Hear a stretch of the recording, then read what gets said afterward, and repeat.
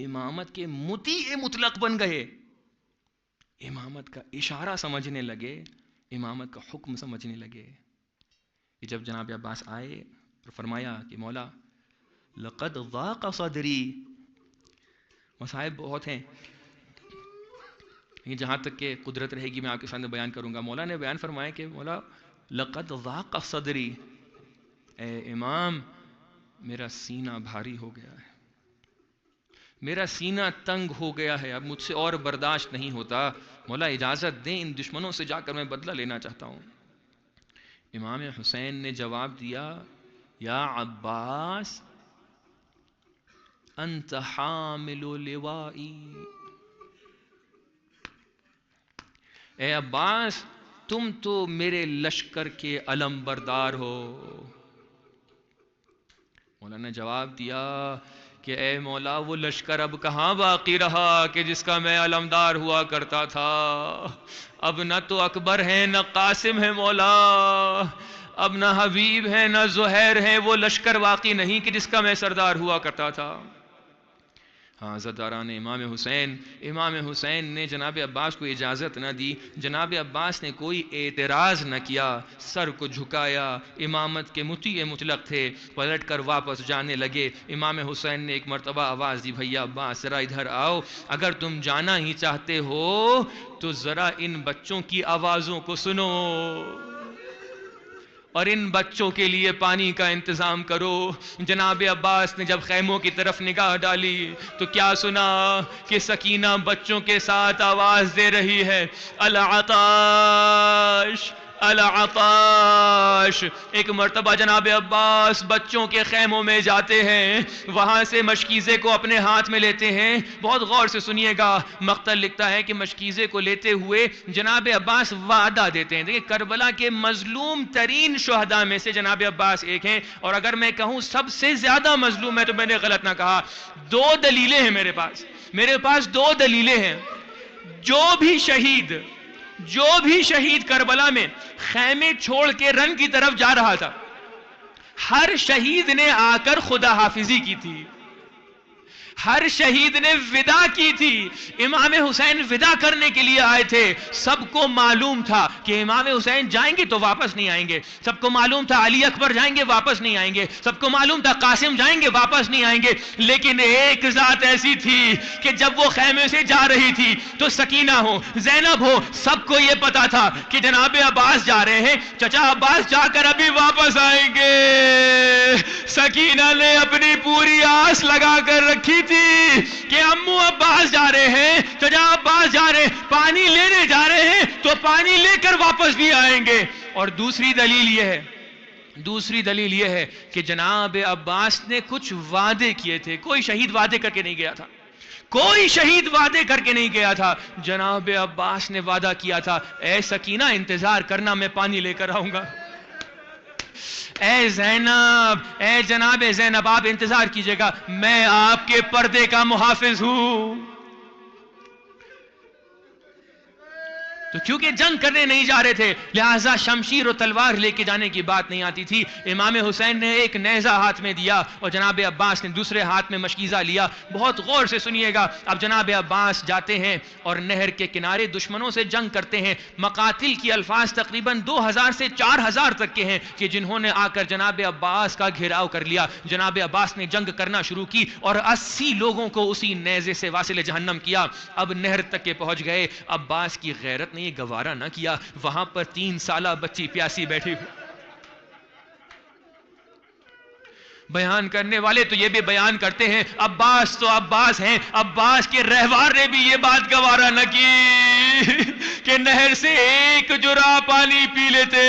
مشک کو بھرا اور صرف آنکھوں میں سکینہ کی یاد ہے، دل میں سکینہ کا نام ہے. ایک مرتبہ گھوڑے پر سوار ہوتے ہیں، سوار ہو جانے کے بعد نکلتے ہیں، خیموں کی طرف جانا چاہتے ہیں. دشمن یہ جانتے ہیں عباس سے جنگ کرنے کا مطلب ہے ہارنا، لہٰذا دشمن نے دھوکہ دینے کی کوشش کوشش کی. دشمن جا کے پیڑوں کے پیچھے چھپ گئے. کہا جناب عباس پر ایسے حملہ کرنا کہ عباس سمجھ نہ پائیں کہ حملہ ہو رہا ہے. پیڑوں کے پیچھے سے چھپ کر جناب عباس کے پیچھے جناب عباس کے اوپر حملہ کرنے کا ارادہ کیا گیا. جناب عباس کے دائیں ہاتھ میں مشکیزہ ہے, بائیں ہاتھ میں علم ہے, اور لے کر اپنے رہوار کو خیموں کی طرف جا رہے ہیں. یکا یک حکیم بن طفیل نے حملہ کیا. حکیم بن طفیل نے حملہ کیا. جناب عباس کا دائیں بازو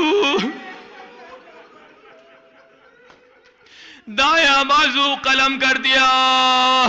لیکن عباس ہار مارنے والوں میں سے نہیں ہیں. جناب عباس نے مشکیزے کو اپنے بائیں ہاتھ میں لیا. بس چلتے چلے جا رہے ہیں, تیز رفتاری سے چلتے چلے جا رہے ہیں. اسی شخص نے اور آگے بڑھ کر پیڑ کے پیچھے سے اسی حکیم بن طفیل نے دوبارہ وار کیا, اور اس مرتبہ جناب عباس کا بائیں بازو قلم کر دیا. لیکن عباس ہار نہیں مانیں گے. عباس نے وعدہ کیا ہے. عباس چادر کے محافظ ہیں. عباس خیموں کی طرف چلتے چلے جاتے ہیں, اور اس کے بعد جناب عباس نے مشکیزے کو اپنے اسنا نہیں اپنے دانتوں کے بیچ میں دبا لیا. اب عباس کس طریقے سے اپنے رہوار کو چلا رہے ہیں, خیموں کی سمت چلتے چلے جاتے ہیں. بس خیموں کی سمت جا رہے تھے, یکا یک کیا دیکھا, یا ابھی رفتار تھی, بہت تیز رفتار تھی جناب عباس کی, لیکن ایک دم سے ایک تیر آیا. اس تیر نے عباس کی آنکھ کو چھید دیا. وہ تیر سکینہ کے مشکیزے میں لگا اور مشکیزے کا پانی بہ گیا. اب وہی عباس جو بہت تیز رفتاری سے جا رہے تھے, ایک مرتبہ گھوڑے کو سنبھالتے ہیں اور عباس رک جاتے ہیں. اپنی میری طرف دیکھیں. اب عباس کے دانتوں میں مشک تھی. اب مشک کو آگے رکھ کے جیسے ہی نیچے کی طرف دیکھتے ہیں, ایک تیر سے شعبہ آتا ہے اور عباس کے سینے میں پیوست ہو جاتا ہے. عباس کے سینے میں تیر لگتا ہے. عباس کے ہاتھ نہیں ہے جو اس تیر کو روک لیتے, لہذا تیر سینے میں لگ گیا. عباس تڑپ رہے ہیں لیکن تیر کو نکال نہیں سکتے. مشکیزے کو رکھا, تیر کو نکالنا چاہ رہے تھے. اتنے میں اسی حکیم بن طفیل نے ایک گرز آہنی لیا اور عباس کے سر پہ ایسا وار کیا کہ عباس کا سر خون میں آلود ہو گیا. اب وہ قیامت کا منظر ہے. عباس اتنا خون جا چکا ہے کہ عباس زین پہ نہیں سنبھل سکتے. اب زین سے زمین کی طرف جانا ہے. کربلا کا ہر شہید جب زین سے زمین کی طرف جا رہا تھا تو اپنے ہاتھوں کو پہلے رکھتا تھا, لیکن ہائے رے عباس, ہاتھ نہیں ہے. عباس اپنی صورت کے بال زمین کربلا پر آتے ہیں, آواز دیتے ہیں, اے مولا یا امام ادرک اخاک. میں ایک بات ہاتھ جوڑ کر کہوں گا,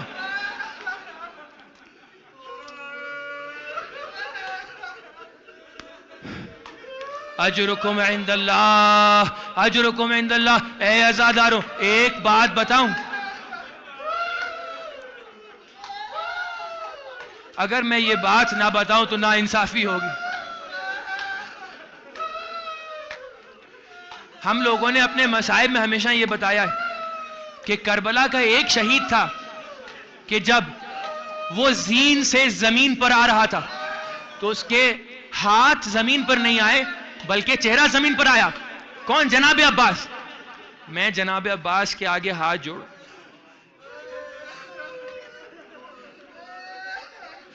اور ایک منظر کو بتاؤں گا.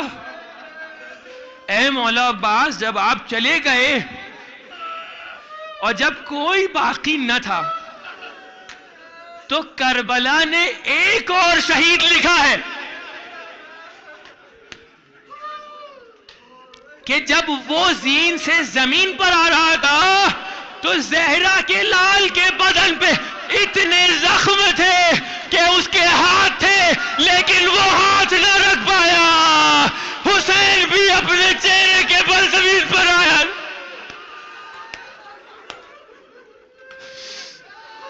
اجرکم عند اللہ, اجرکم عند اللہ. جناب عباس کے سر سے خون بہ رہا ہے، جناب عباس کے ہاتھوں سے خون بہ رہا ہے، جناب عباس کے سینے سے خون بہ رہا ہے۔ امام حسین کسی طریقے سے اپنے آپ کو دریا کے کنارے پہنچاتے ہیں، مولا عباس کی پیشانی کو اپنے زانوں پر رکھتے ہیں، جناب عباس کو دیکھ رہے ہیں۔ مقاتل کی تعبیر ہے، مقاتل کی تعبیر ہے کہ امام حسین نے اپنی آستین آگے کی، اپنی آستین آگے کر کے ایک مرتبہ دموعہ جناب عباس کے آنسو پوچھنا شروع کیے۔ بس عزیزوں میں نے ختم کر دیا، یہ آخری لمحہ ہے۔ جناب عباس کے آنسو پوچھنا شروع کیے۔ میں سوال کروں گا، جناب عباس جیسا شیر، اگر آپ کے سینے پہ زخم لگ گیا تھا، آپ کے بازو قلم ہو گئے تھے، آپ کے سر پہ گرز آہنی لگ گیا تھا، لیکن میرا دل یہ نہیں مانتا کہ عباس اتنے زخموں کے بعد بھی گریہ نہیں کر سکتے، عباس گریہ نہیں کر سکتے تو عباس کے آنسو کیوں پوچھ رہے تھے؟ عباس کے آنسو امام حسین کیوں پوچھ رہے تھے؟ مقتل مکرم نے لکھا ہے کہ جناب عباس نے ان آخری لمحات امام حسین سے ایک گزارش کی، کہا اے مولا میرے جنازے کو خیموں کی طرف لے کر مت جائیے، میرے جنازے کو خیموں کی سمت لے کر مت جائیے گا۔ ذرا ان دو باتوں کو آپس میں ملا کر دیکھیے، جناب عباس گریہ کر رہے ہیں، جناب عباس گریہ کرتے کرتے جناب امام حسین سے کہتے ہیں خیموں کی سمت لے کر مت جائیے گا۔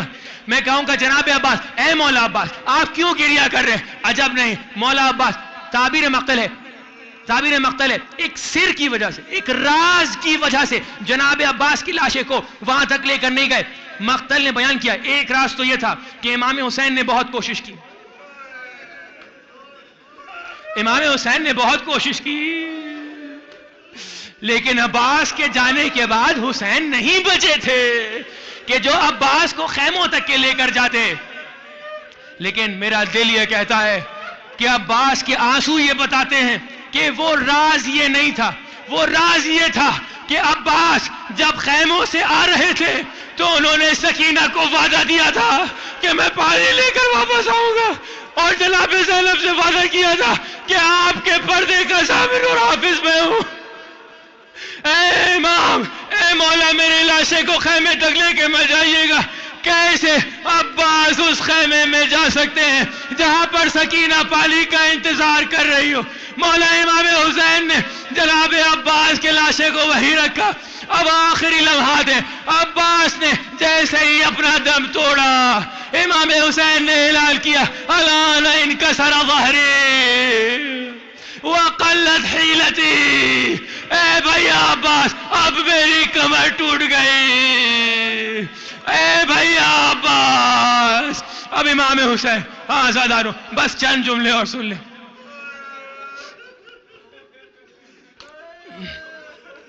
صاحب لوائی انت صاحب لوائی، اے عباس تم علم بردار، علم تو نیچے نہیں رہ سکتا۔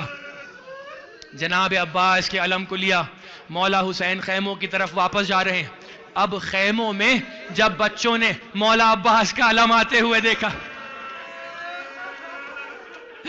ایک خوشی کی لہر دوڑ گئی۔ سکینہ نے بچوں کو بلایا، اے بچوں ادھر آؤ، مولا میرے چچا عباس واپس آ رہے ہیں، دیکھو چچا عباس کا علم واپس آ رہا ہے۔ تم پیاسے تھے نا، اپنے اپنے مشکیزے لاؤ، اپنے اپنے کوزے لاؤ، ابھی مولا عباس واپس آئیں گے، ابھی چچا عباس واپس آئیں گے، میں تم سب کو پانی دے دوں گی۔ اب علم آگے بڑھتا ہے، جیسے ہی علم خیموں میں داخل ہوتا ہے، یہ طبیعت انسان ہے نا، سکینہ بڑھ کے آگے علم کی طرف جاتی ہیں، کیا دیکھتی ہیں کہ بابا علم لے کر آ گئے، بابا علم لے کر آ گئے، چچا نہیں آئے۔ بچی نے پلٹ کر دیکھا ہوگا، چچا نہیں آئے، بابا چچا کہاں ہے، بابا امو کہاں ہے؟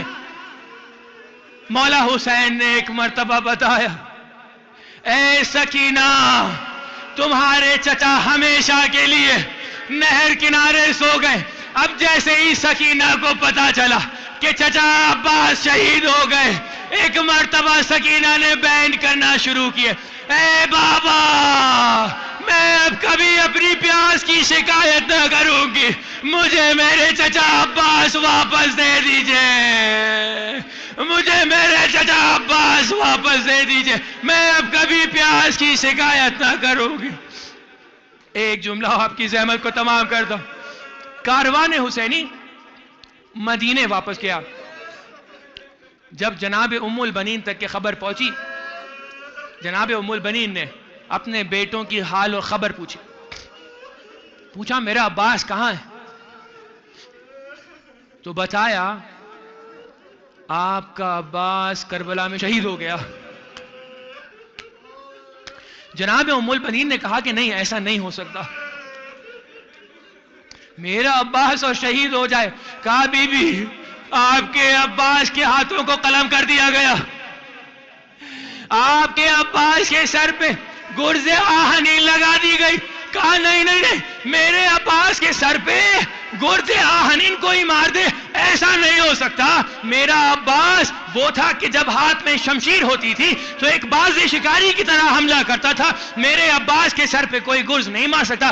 کہا بی بی آپ کے عباس کے بازو قلم کر دیے گئے تھے۔ کہا نہیں ہو سکتا، میرے عباس کے بازو، جب میرے عباس کے ہاتھ میں تلوار ہوتی تھی کوئی اس کا مقابلہ نہیں کر سکتا تھا۔ کہا بی بی آپ کے عباس کے ہاتھ میں شمشیر نہیں تھی، عباس کے ہاتھ میں ایک نیزہ تھا، عباس جنگ کرنے نہیں گئے تھے، عباس پانی لینے گئے تھے، وہاں ان کو شہید کر دیا گیا۔ ام البنین نے بیان کرنا شروع کیا، اب مجھے ام البنین نہ کہنا، جس بیٹے کی بدولت میں ام البنین ہوا کرتی تھی وہ فرات کے کنارے سو رہا، واہ عباسا واہ۔